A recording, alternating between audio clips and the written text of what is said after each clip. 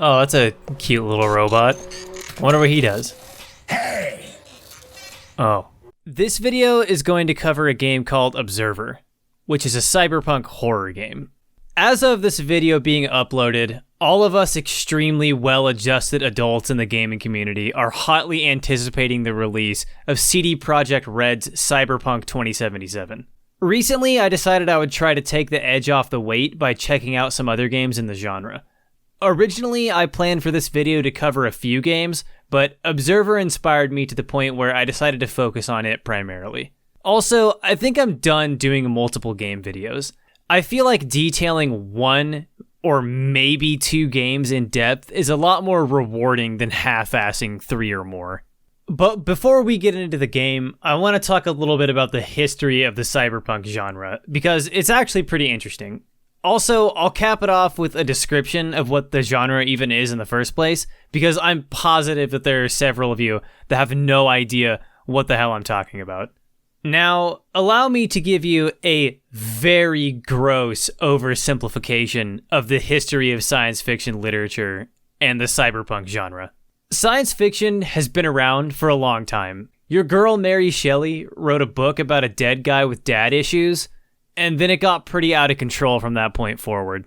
A few different periods of the genre have been established by literary historians, but our journey starts in the golden age of sci-fi, which happened between about 1940 and 1960.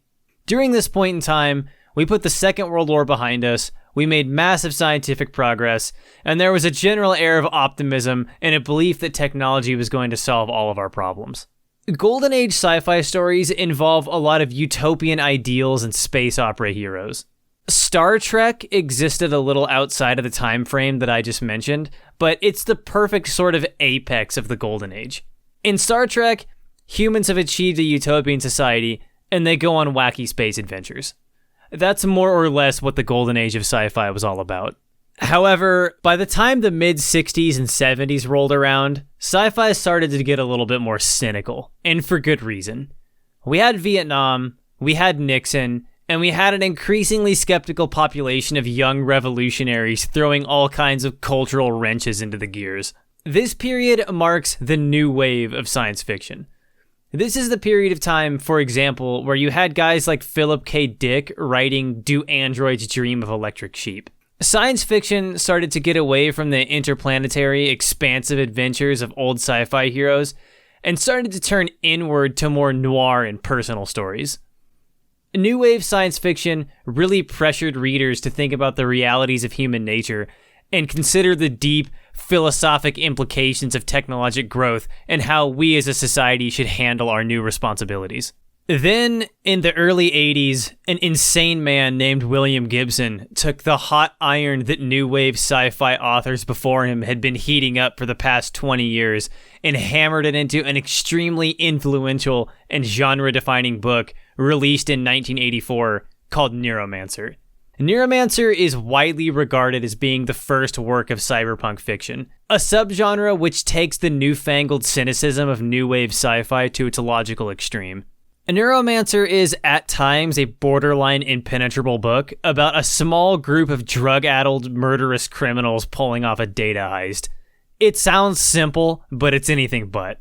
The book is riddled with wholly manufactured technical jargon and slang that leaves a lot of readers lost, even with the added benefit we have today of being able to project other cyberpunk works on top of it to try to get a better understanding. This book must have been completely indecipherable in 1984, but apparently someone cracked the code because this book and its two sequels, Count Zero and Mona Lisa Overdrive, have inspired nearly endless derivative works.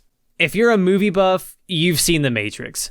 If you're into animation, you've seen Ghost in the Shell. If you're a Netflix slob, you might have watched a couple episodes of Altered Carbon. If you're into tabletop games, you've probably had a few Shadowrun sessions. And if you're into video games, you've probably played the Shadowrun games or the Deus Ex games. All of these take some level of inspiration from Neuromancer and its sequels. If you're enough of an absolute degenerate nerd to be watching this video and you've never read Neuromancer, you need to fix that immediately. You can even get it on audiobook if you're an illiterate goblin like me. So, what exactly is cyberpunk? Well, lots of guys like me who have no friends have been arguing about that exact question for multiple decades now, but I'll try to give you my best understanding of the term. Cyberpunk worlds consist of extremely advanced technology coinciding alongside dystopian levels of crime, poverty, and pollution. One term you'll constantly see pop up when you're reading about this genre is high-tech, low-life.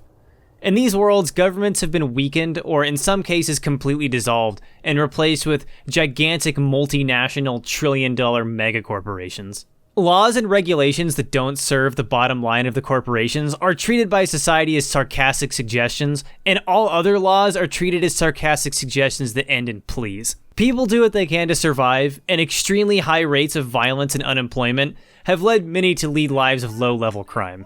If you're watching this video in the break room at a Walmart in Detroit, this should sound a little familiar to you, and that's kind of the point. That's all pretty standard depressing dystopia stuff, but what really sets Cyberpunk apart is the technology that I mentioned earlier. The technology in cyberpunk fiction includes all the high-tech tropes you would expect, like advanced AI and robotics and supercomputers running the super internet, but the defining characteristic of the genre is the advanced medical procedures in cybernetics.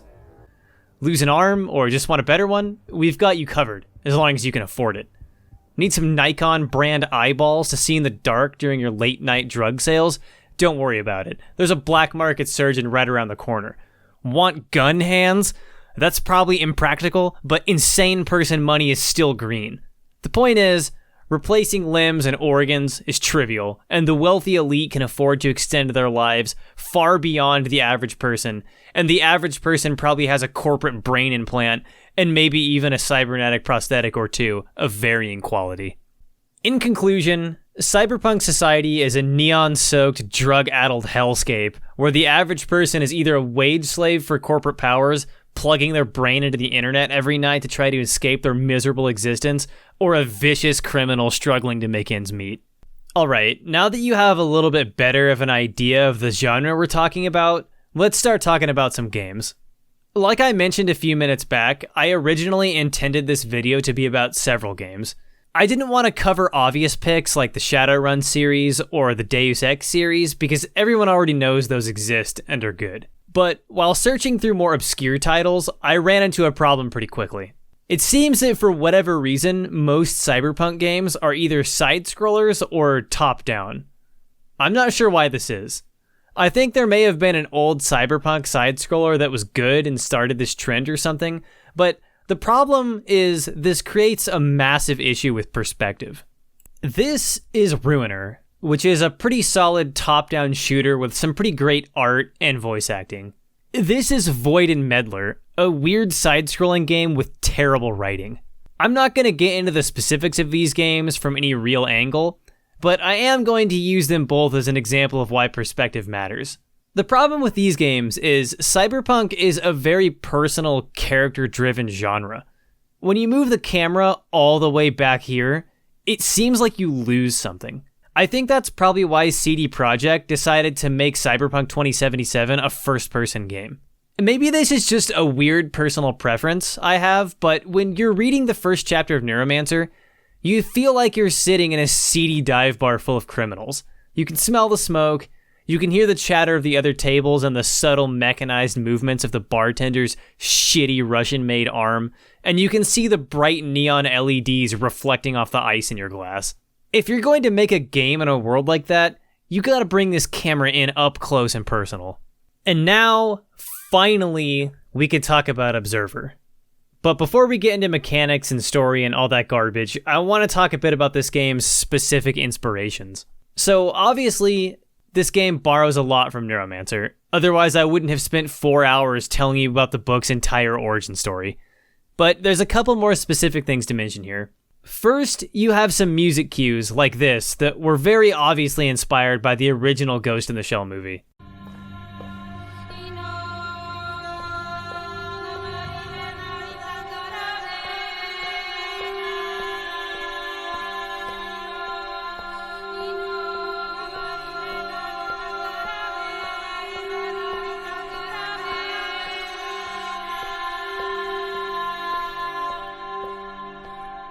Second, you have a couple scenes like this that seem like they were inspired by an Aphex Twin music video. Now at this point you're probably thinking, Jacob, what the fuck does weird experimental British electronic music have to do with this game? Well, I'm glad you asked. It's not so much about the musician, it's about who directed his videos. This director, Chris Cunningham, directed a few of the music videos for Aphex Twin, but you probably know him better for his extremely unsettling short film that went viral around 2005 called Rubber Johnny, or maybe from this commercial. As you can see, his filmmaking style is unique. The reason I think this guy's work inspired some scenes in Observer is because Chris Cunningham was originally on the table to direct a film adaptation of Neuromancer, and is William Gibson's personal and only choice for the director. If you were a fan of the cyberpunk genre, and you wanted to really do justice to a visual representation of it, it would make sense that you would come across this information and maybe take some influence from it, and I think there's evidence of that in Observer.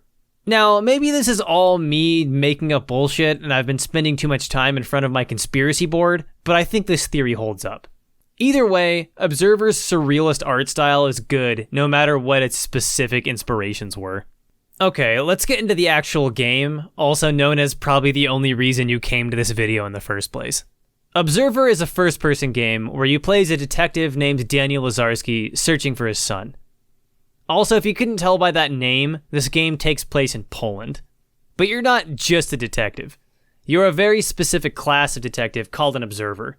Observers have modifications to their brain that lets them plug directly into the brain of a suspect and experience their memories directly rather than wasting time with a traditional interrogation. This fusion of grimy trenchcoat-clad private eye with highly advanced technology is a perfect example of that whole low-life, high-tech theme I mentioned earlier. Even the voice acting for the character reflects this. The voice actor for Daniel is a guy named Rutger Hauer. You might recognize him from his long and storied actor career in movies like Blade Runner that came out in 1982 based on that Philip K. Dick book I mentioned earlier. Are you starting to see why I have a conspiracy board? Anyway, Rutger Hauer's performance of a gruff Polish accent tainted with subtle, garbled technologic influence is perfect. Need to get out. Easy there, Tin Man. I'm not looking for trouble. I'm also pretty sure the character Daniel is modeled after Rutger, but maybe that's a coincidence. Soon after this opening scene, you enter these apartment buildings where most of the game takes place, and immediately start to notice the cheap holograms projected over crumbling infrastructure that keeps this low-life theme rolling. We're less than 10 minutes into the game at this point, and the major lesson of the genre has already been taught. You can't place a technologic band-aid over massive unresolved issues. The first character you meet is more or less just a personified metaphor of everything I just mentioned. The building's janitor is a war veteran with early generation augmentations that were damaged in the war, almost completely frying his brain. He can barely follow a conversation, and is basically just a machine that was discarded once he was no longer useful. There are some very obvious political tones here, but I'll leave you to draw your own conclusions. You fought in the big one. Is that why you got all this junk in you? Plasma sweep. Hit our cowboy. Borrowed through armor. Sorry, I didn't mean to bring back memories.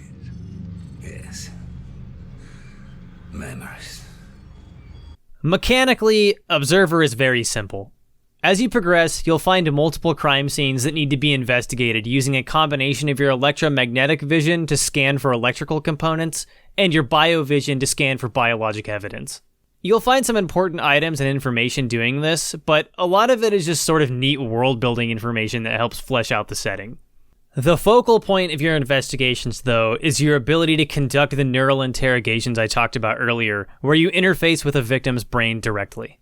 The interesting thing about these sequences is that you aren't just seeing what people saw or hearing what they heard, you're seeing a visual interpretation of all of the emotions and unconscious thoughts they had as well. This opens up the justification for totally wild visual storytelling that would never work in any other circumstance. Eventually, Daniel's augmentations start to malfunction, and shit goes way, way off the rails.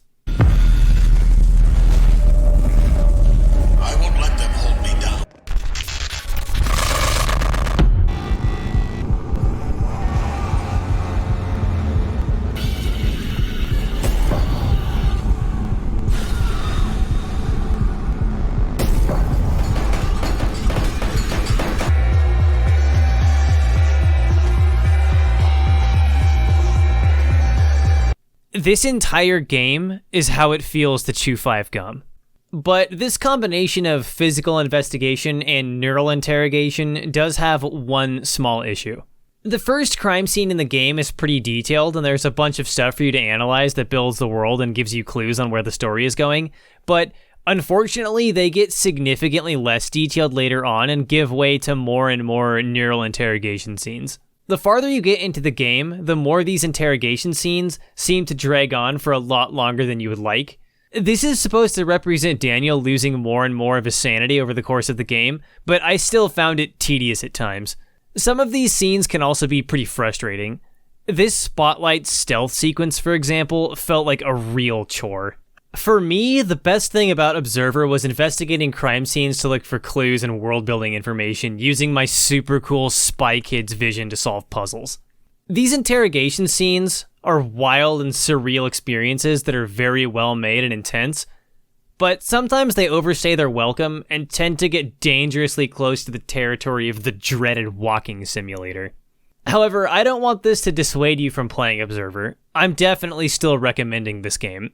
I imagine that the intention of the developer was to make every crime scene as detailed and well done as the first, but they simply didn't have the time or the resources, which is completely understandable for a small developer. Observer is very light on game mechanics, and that basically covers all I have to say in that regard, so let's move on to the story, followed by some problems I have with the delivery. Observer's story is pretty simple. Daniel gets a call from his son, and on entering his apartment finds a headless body. The rest of the game revolves around you determining whose body this is and where Daniel's son is, provided he's even still alive in the first place.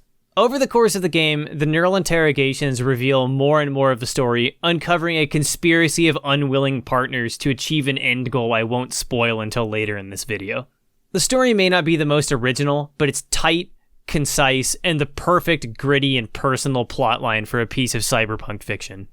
Now I'm going to be getting into spoiler territory, so if you want to avoid story spoilers, including a really big one about how the story ends, either go play this really good game and come back, or skip to here in the video.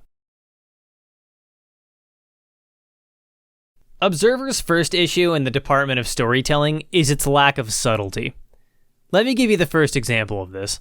This game takes place in 2084 in a world torn apart by a massive war splitting the planet into essentially what amounts to the West, controlled by an authoritarian megacorporation called Chiron, and the East.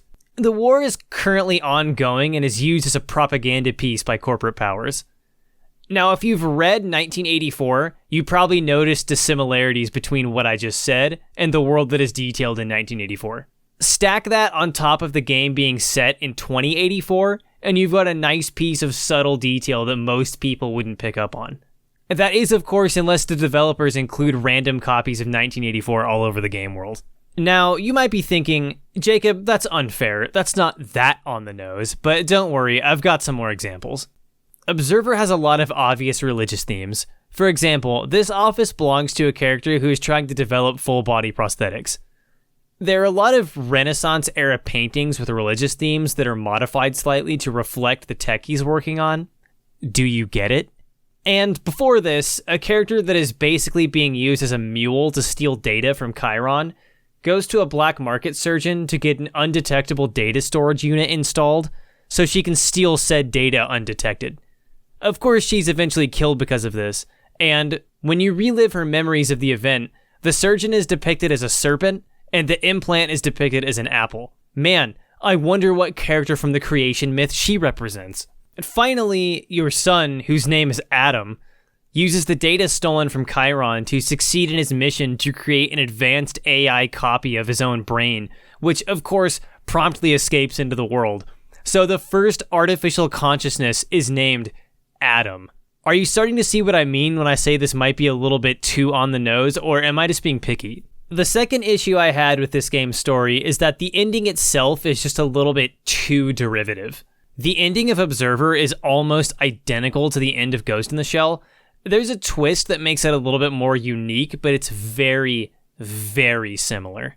All of this aside, Observer is a great game, and you should play it. especially if you're a fan of the cyberpunk genre. But before I go, I want to play this video out with some of my thoughts on why so many people find this genre to be so compelling. When we read or watch dystopian fiction, I think in some way we see the similarities of the world around us and get some sense of catharsis in believing that our most cynical predictions might one day be true. It gives us the sense that we were right all along, even if we're reading about fictional events, and humans love to feel that way. I also think Cyberpunk echoes something that post-apocalyptic settings pull off so well. Post-apocalyptic settings like Fallout, for example, take us back to a simpler time. There are no taxes, no jobs, and no political bullshit. Everything is boiled down to one goal: survive until the next day.